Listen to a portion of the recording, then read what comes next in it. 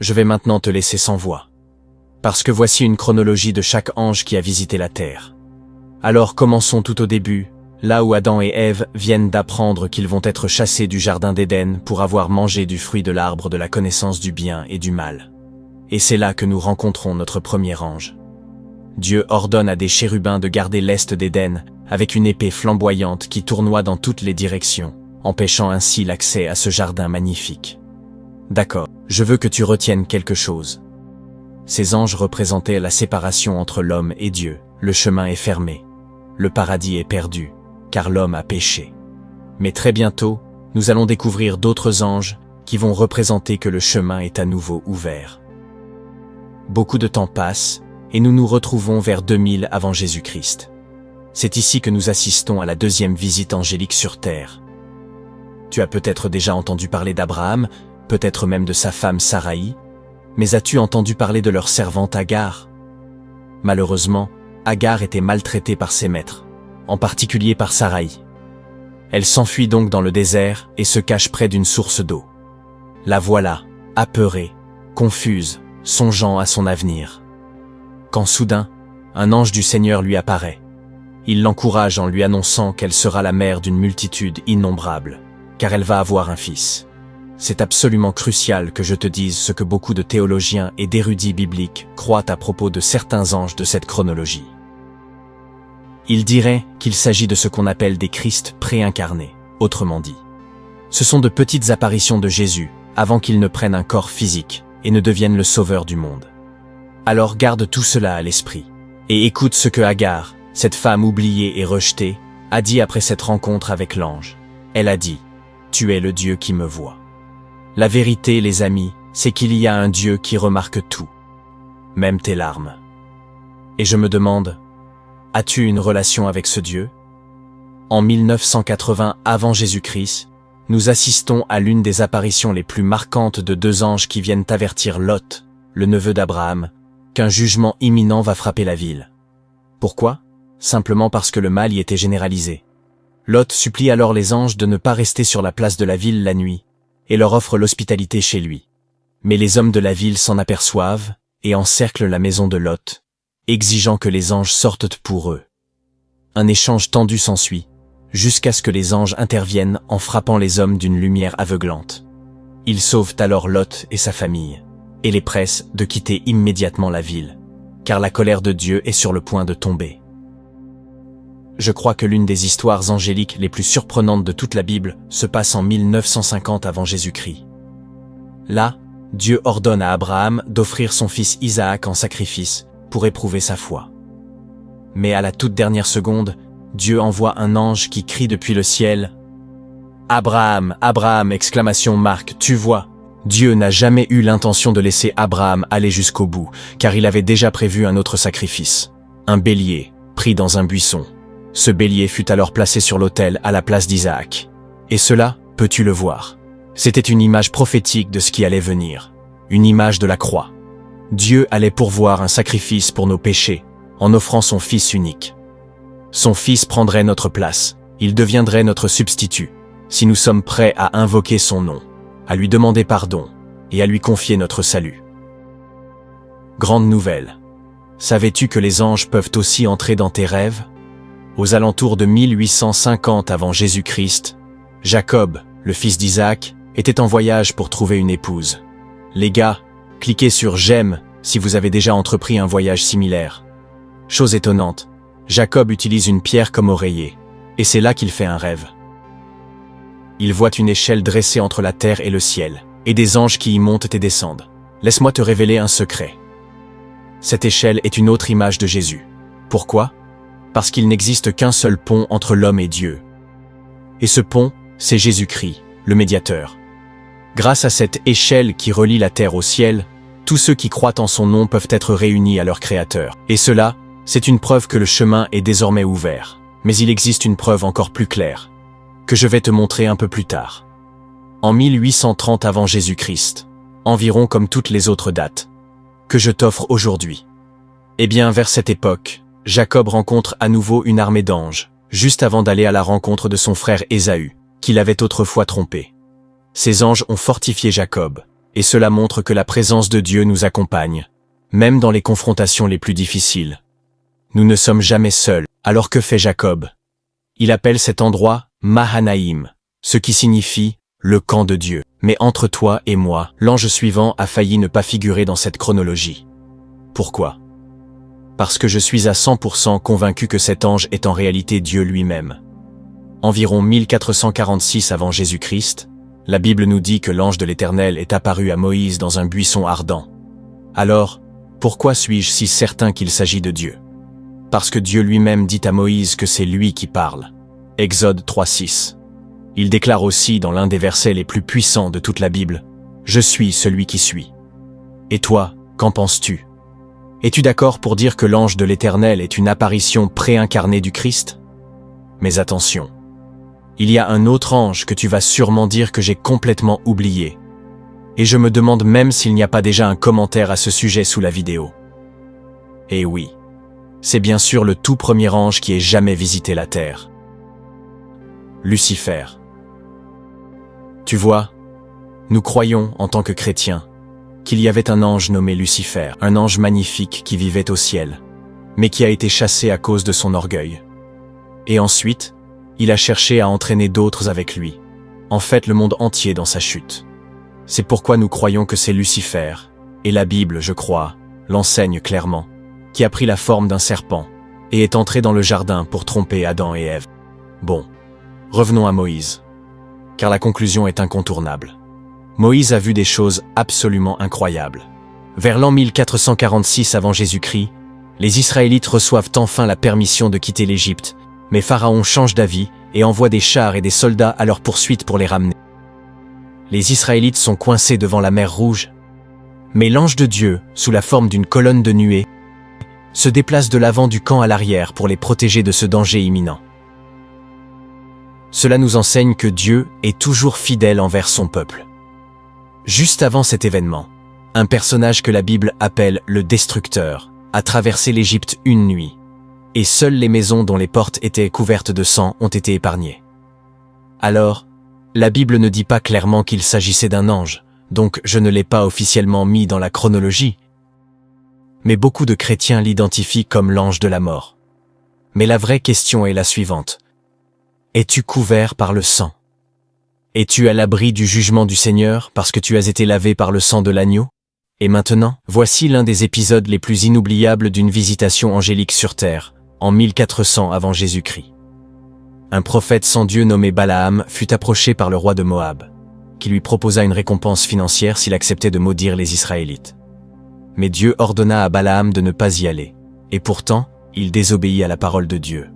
En route, son fidèle âne, compagnon de toujours, vit un ange bloquant le chemin, épée dégainée à la main. L'âne refusa d'avancer, et Balaam se mit en colère. Alors Dieu ouvrit la bouche de l'âne qui dit, incroyablement, « Que t'ai-je jamais fait ?» Puis Dieu ouvrit les yeux de Balaam, et il vit l'ange devant lui. Et il réalisa que son âne essayait depuis le début de lui sauver la vie. Voici le fait, les amis. Dieu utilise très rarement les ânes pour transmettre ses messages, mais il utilise souvent des anges. Vers 1380 avant Jésus-Christ, Dieu utilise un ange pour réprimander le peuple d'Israël et l'appeler à se repentir de l'idolâtrie, car ils s'étaient éloignés du Seigneur juste après la mort de leur chef Josué. Alors, puis-je te poser une question? Est-ce que Dieu t'appelle aujourd'hui à te repentir d'un péché, et l'écoutes-tu? En 1200 avant Jésus-Christ, un homme ordinaire nommé Gédéon se cachait des Madianites qui opprimaient les Israélites. Gédéon était en train de battre le blé, quand un ange du Seigneur lui apparut et lui dit « Vaillant héros, tu vas délivrer Israël. » Mais Gédéon répondit « Non, tu dois te tromper de personne, je suis le plus petit de ma tribu. » Mais Dieu, à travers de nombreux signes, prouva à Gédéon que c'était bien lui l'élu. Il était l'homme de la situation, ce qui nous montre que Dieu voit notre potentiel, même quand nous nous voyons comme des perdants. Et n'oublie jamais ceci, tous ceux que Dieu appelle pour une mission, il les équipe toujours. Regarde ceci. Vers 1100 avant Jésus-Christ, un ange visita un homme nommé Manoach et sa femme, pour leur annoncer la naissance de leur fils Samson. qui allait devenir l'homme le plus fort ayant jamais vécu. Après leur avoir donné des instructions concernant le vœu de Naziréen, notamment le fait que ses cheveux ne devaient jamais être coupés, Manoach voulut offrir un bouc à l'ange.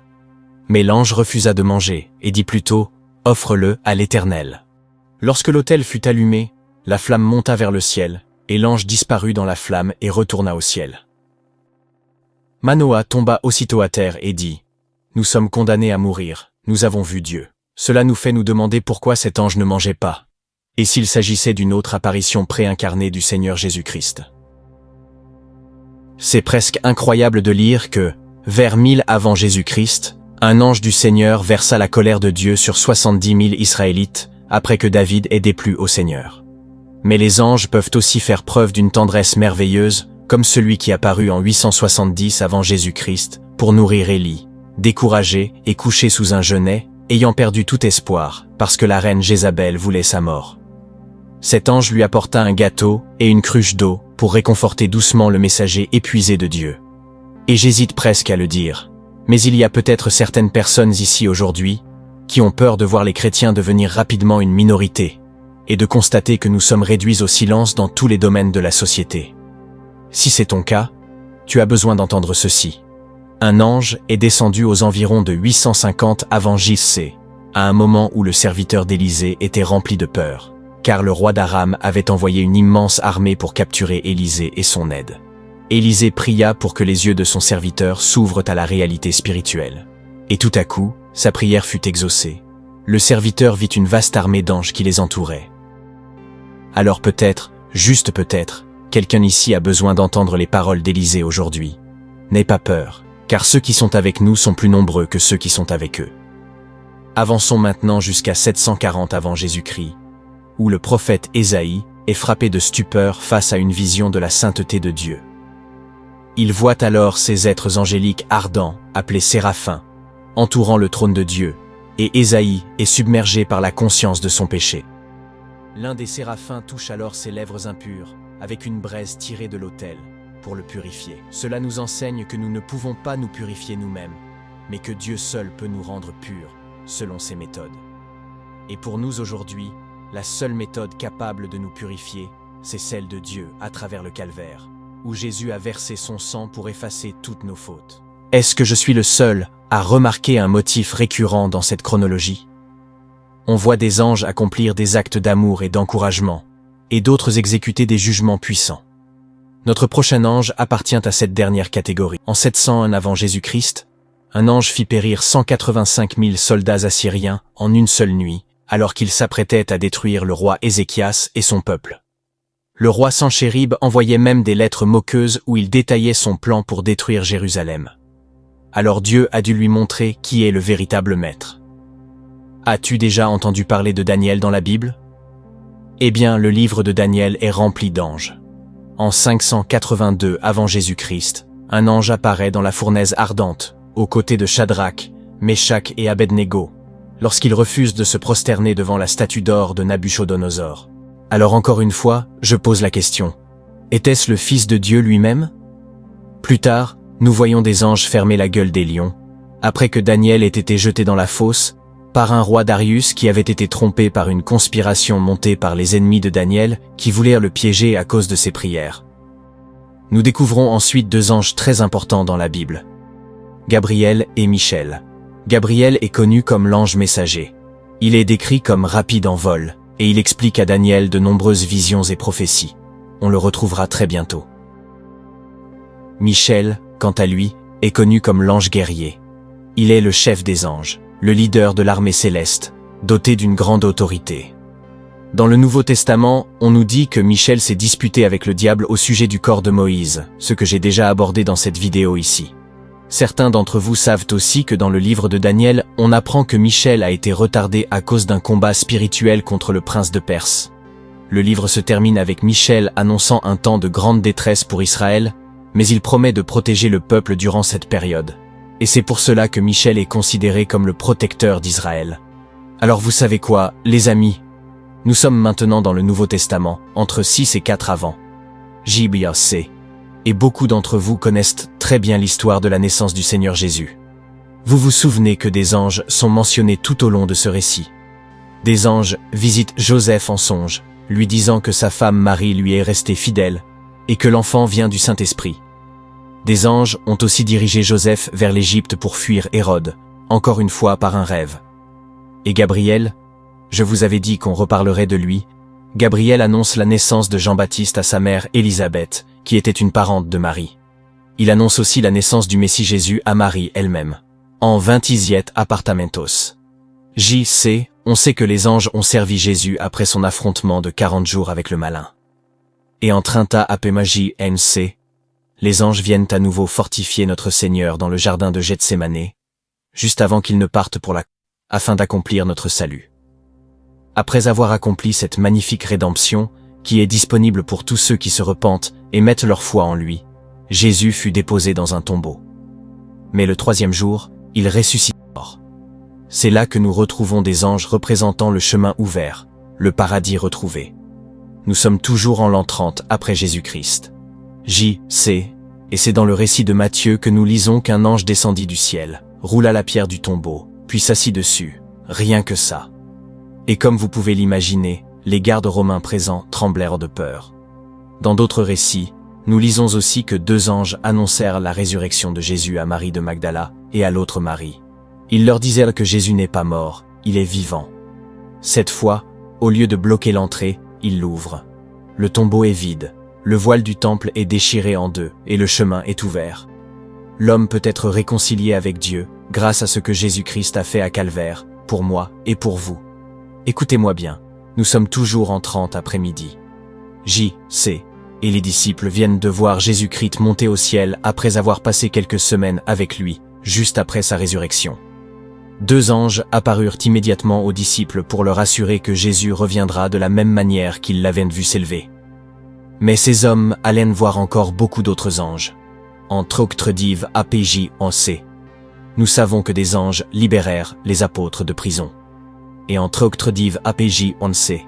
Un ange dirige Philippe pour qu'il partage avec une seule personne, ce qui nous montre que chaque âme compte pour Dieu. Ce n'est pas toujours une question de grand nombre, parfois c'est une question de quelques personnes. En 40 apartamentos, J.C., un ange, visita un centurion romain nommé Corneille, lui ordonnant d'envoyer chercher l'apôtre Pierre. Cela marquerait le début du plan de Dieu pour l'évangélisation des gentils aussi. En 42 apartamentos, J.C., un ange sauve Pierre de la prison avant que le roi Agrippa ne l'exécute. Et ce même roi reçut la visite d'un ange, mais ce n'était pas un bon ange. Un jour, alors qu'il jouissait des flatteries des gens, se prétendant Dieu et non un homme, un ange le frappa instantanément parce qu'il ne rendit pas gloire à Dieu. D'accord. Maintenant suivez-moi, avançons jusqu'en 95 après Jésus-Christ. J.C. Et là nous trouvons l'apôtre Jean recevant une révélation future d'un ange, où il voit de nombreux anges dans les temps de la fin, et même beaucoup d'anges déchus. Ce sont des choses tellement profondes et puissantes que je ne pourrais pas en parler rapidement. Alors j'ai créé une vidéo entièrement différente ici. Chers amis de chemin de vie et foi, quand j'ai commencé cette chaîne, je ne savais pas jusqu'où le Seigneur nous conduirait ensemble.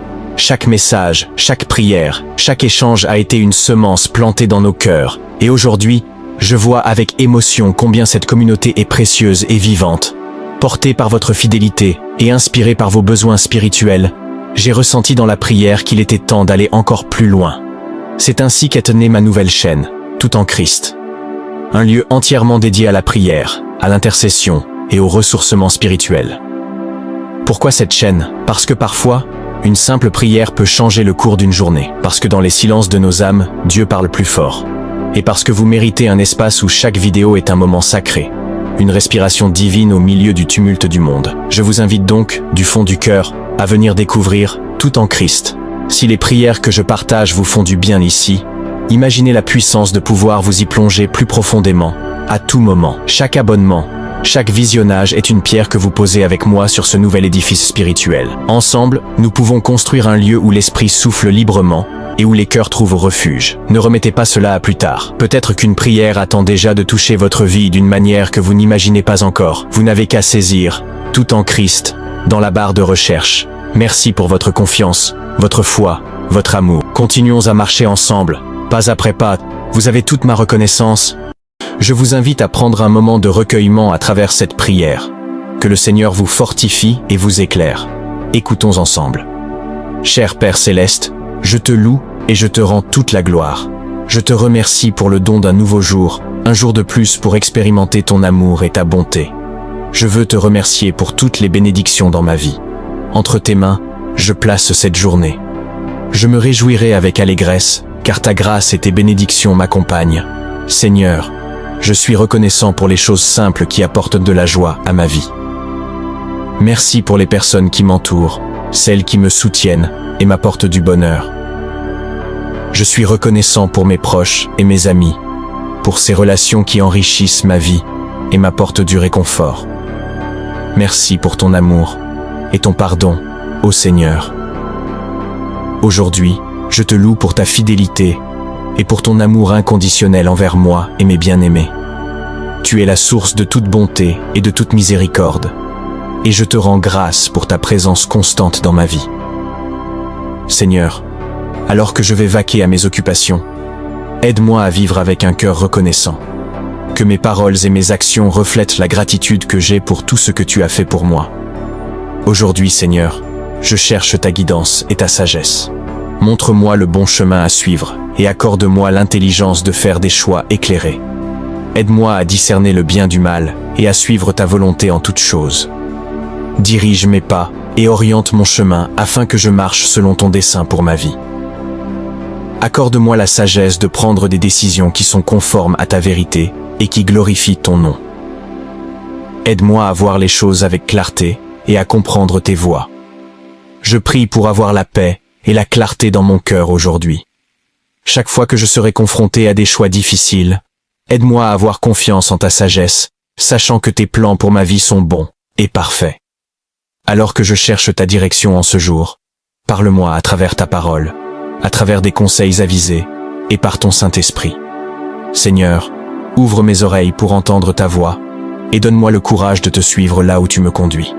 Seigneur, je reconnais que tu es tout-puissant et infiniment sage. Je dépends entièrement de toi pour me montrer le chemin et me guider dans la bonne direction. Merci pour ta promesse de me diriger et de m'accorder la sagesse lorsque je la demande. Je mets ma confiance en ta fidélité et en ton plan parfait pour ma vie. Aujourd'hui, je me libère de tout ce qui ne peut rester sous le sang de Jésus. Je renonce à toutes les vieilles habitudes négatives, à tous les péchés et à toutes les pensées impures. Je me détourne de toute influence néfaste et je choisis de demeurer sous la couverture du sang de Jésus-Christ. Je proclame ta protection, ta provision et ta direction sur ma vie. Amen. Seigneur, couvert par le sang de Jésus, je place ma confiance en toi. Aide-moi à t'accorder une foi totale, même lorsque les circonstances semblent incertaines ou difficiles. Fortifie ma foi afin que je puisse croire en tes promesses et me reposer dans ton amour infaillible. Apprends-moi à m'appuyer sur toi dans les moments d'épreuve, sachant que tu es ma source de force, mon secours toujours présent dans l'adversité. Augmente ma foi, ô Dieu, afin que je marche avec une confiance inébranlable dans ton plan et ton dessein pour ma vie.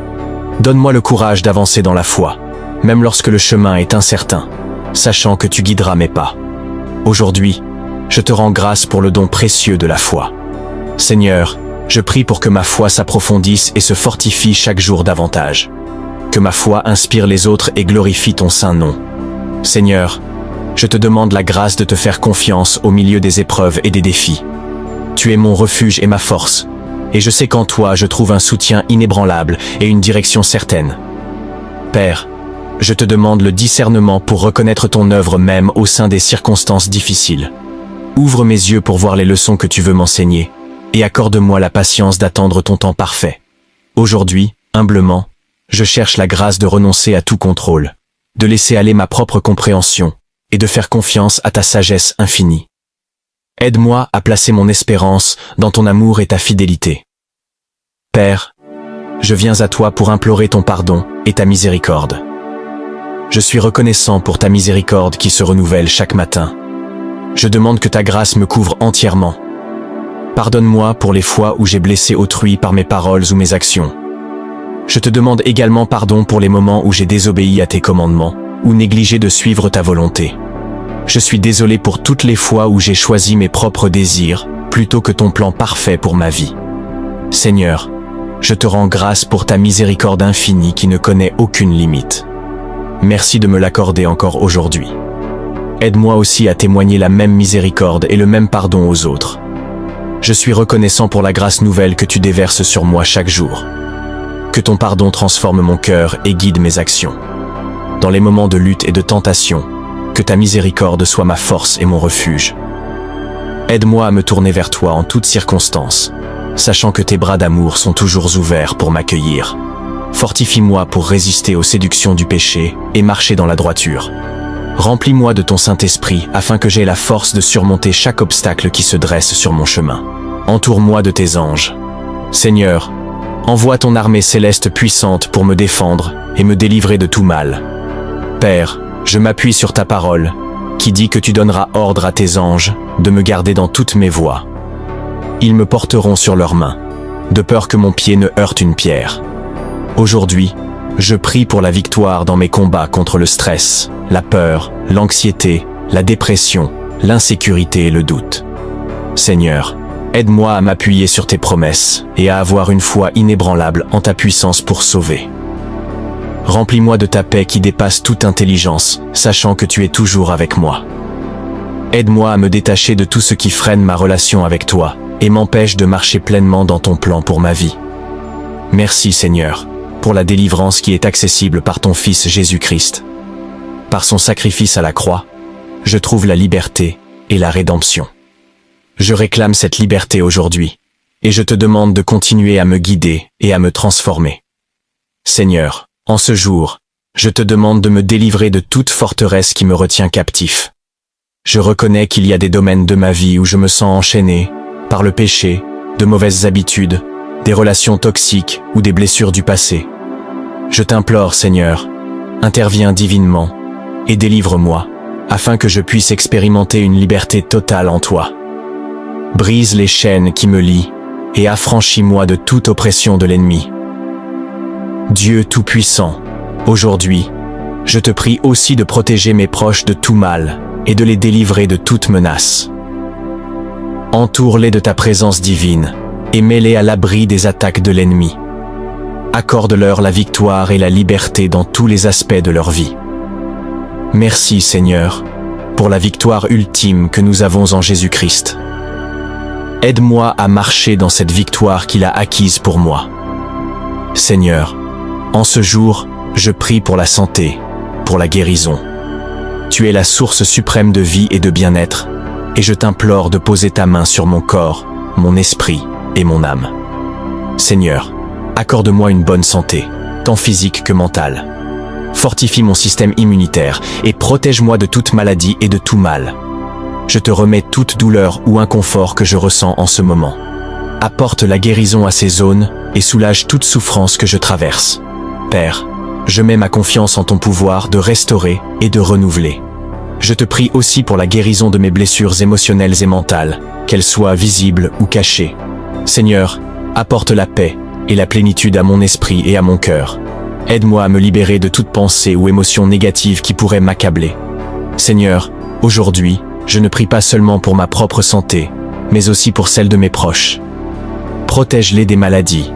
Accorde-leur force et vitalité. Que ta puissance de guérison circule en eux et les restaure pleinement. Merci Seigneur pour le don précieux de la vie et pour les soins et les bénédictions que tu déverses sur nous. Seigneur, je te rends grâce pour ta provision abondante et ta prospérité. Tu es la source de toute bénédiction, et je place ma confiance en ta bonté. Père, merci de pourvoir à tous mes besoins, grands et petits, aujourd'hui. Accorde-moi des opportunités de succès et de prospérité dans mon travail et dans tout ce que j'entreprends.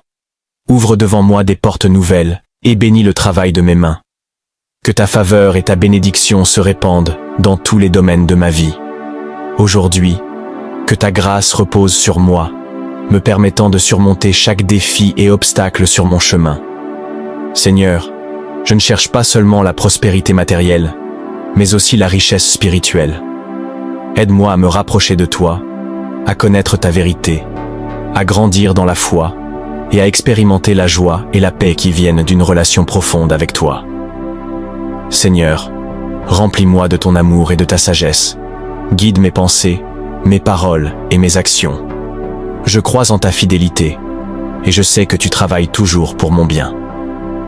Aide-moi à être un bon gestionnaire des bénédictions que tu me donnes, et à les utiliser pour bénir les autres.